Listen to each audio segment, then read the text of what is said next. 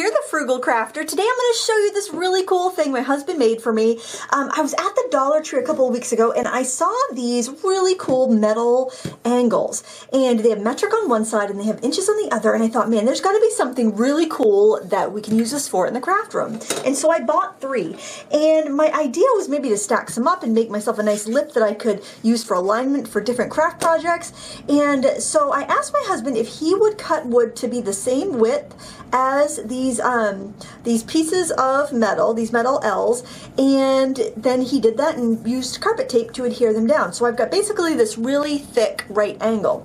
And I bought 3 so I'd have one that was separate. So let me show you a few things that you can do with this. I really think everyone should make one of these, and they could really help your crafty life a lot. So let's say you're making a greeting card and you want to put like maybe a title on it. You want to use some stickers. Well, you could make your thick L and then take your thin one, and then you can actually get that butted up right in there. Then you could use the little thing as a guide for either writing a sentiment or stamping a sentiment or laying stickers down so they all match. I thought that was so cool. And then I was thinking, well, sometimes when I'm making I'm doing like little watercolor paintings and I want to do like I want to draw a horizon line. Sometimes my lines are crooked, so what I can do is I can put my paper right in this L. I can even put my sketchbook in there if I wanted to, and then just quickly take my other L and I could slide it up and trace my horizon line exactly where I want it and have it at a perfect, have it perfectly horizontal. So there's a few different ideas you can use this for your clean crafting. But something else that's really cool that you can do with this is actually use it for lining up your gel printing and your stamping. So here's a few examples that I did, because of course I wanted to try it out and make sure that it worked. I made little prints right on my note cards so that I can do either single layer note cards, or I can just decorate my card base and work right on that, like do my stamping and embellishment right on there. And it worked fantastic. So I'm going to show you how that works. What I've done here is I've actually started a little print. I've already put some alcohol ink down. I'm going to put some pastel down on top. I think I'll do some greens. I'm also working on a video where I try to find the most versatile, limited supply setup for gel printing, because I love doing like gel printing, but then I often will find that it's like, oh, it's such a big ordeal. I don't want to do it unless I'm going to make a ton of prints. But a lot of times I'm just doing like one card or one project, and I just want to have a gel printed background. So I want to figure something out where I can get a lot more kind of bang for my buck. So stay tuned for that. That's something I really want to do. I really want to get something like that.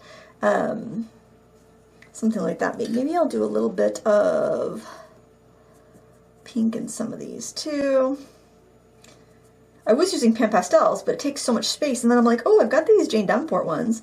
I think those would work really well. And even these right here, these chalks. I know we're doing like a little mini gel print. I've been like, I don't know, I love gel printing. It's so much fun.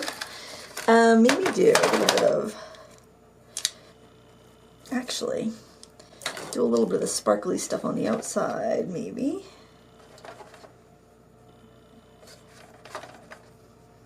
So if you're seeing a lot of gel printing in my stuff lately, I apologize. I just can't help it. The girl can't help it. She's addicted to gel printing. Alright, I could use another stencil on there. I am like so obsessed with these inexpensive stencils. They're so fun.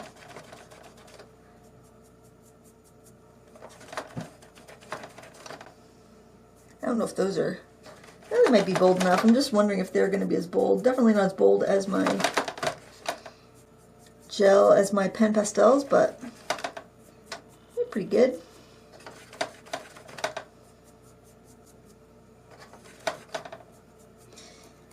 Alright, so we got some stuff going on. I just basically want it to be kind of interesting. That's it. Alright, I'm going to put a little bit of acrylic paint down just to be able to pull the print. And oh, by the way, I've set my 5x5 plate 1/4 inch from the side on the top and the edge. And you can use like a gridded mat to help you out with that.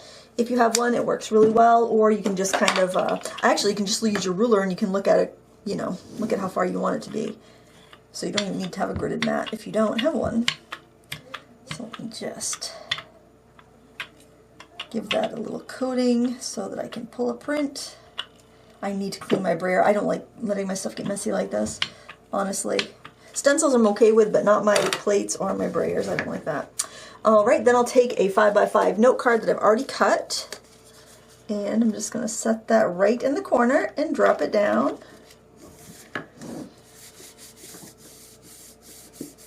And then we'll pull our little print up. I hope it gets a... So a lot of times I'll leave my card right on the backing until it dries, so it pulls up every little last bit of grime off my plate, but I'm not going to do that today because I want you to see the results. Oh, that's pretty. But it's perfectly centered on my background. It's a little curly because I just pulled it up, but perfectly centered on my background, ready to decorate and make into a card. So look at that. Isn't that neat? The other thing I want to show you is how you can use it as a stamp positioner. Now, you probably want a smaller, thinner piece of plastic for this, but this will work too. So what I'm going to do, I want to use a couple stamps here, and I have got the sock monkey and this little cupcake, and I thought it'd be cute to have the sock monkey holding the cupcake. And if you have these old wooden stamps, they can be kind of tricky to line up. This is basically going to be, we're going to use this like we would a Stamp-A-Ma-Jig. So I got my ink pad here, and what I'm going to do first is just stamp this right down onto my plexiglass. So I've got that nestled right in there. I'll stamp it straight down. Okay, and I'm going to set that aside for a minute. And that should be able to be cleaned right off with a little bit of alcohol, so don't worry about that. We're just going to set that aside. And then I'm going to get my piece of cardstock. We're going to make my beautiful card. Look at me, I'm a professional card maker. I'm going to stamp my thing.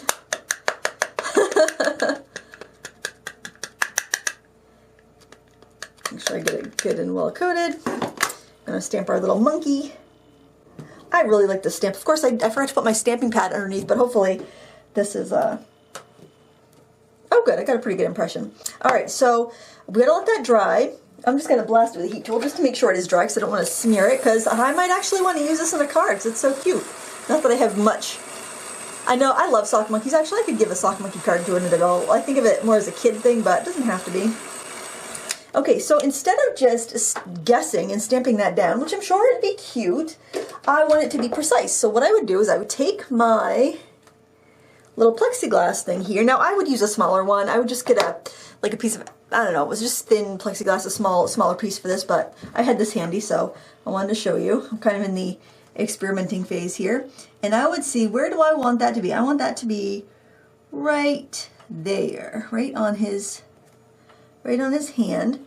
So then what I do is I take this angle, I'm gonna line it up just like that. Okay, I don't even think this plexiglass is perfectly right angle, so I'm definitely going to have to find a small piece for this to use as that, but this will give you the idea. My goodness, things are falling. So now I'm going to ink up my cupcake.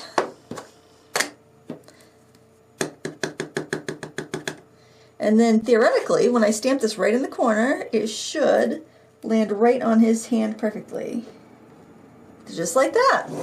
Okay, so there's a lot of ways you can use this nifty thing that you made for $2, friends. $2, $3 if you get the extra one so that you can make the little slidey thing. But honestly, you could use like a protractor. What do you call those triangles that you buy for drafting stuff? You could use one of those. So you probably have stuff you could use anyway. But I would buy 3 of these if you see them at the Dollar Tree. There were like probably 50 on a peg in the kind of hardware automotive aisle. And I think it's a great investment. And this is something I'm going to leave on my desk and use quite a bit. I could see myself really using this a lot for a lot of different options. So let me know what you think about this in the comments below. I hope you enjoyed the tutorial. And I mean, come on, how cute is this? Love it. So fun. Thanks for watching. Until next time, happy crafting.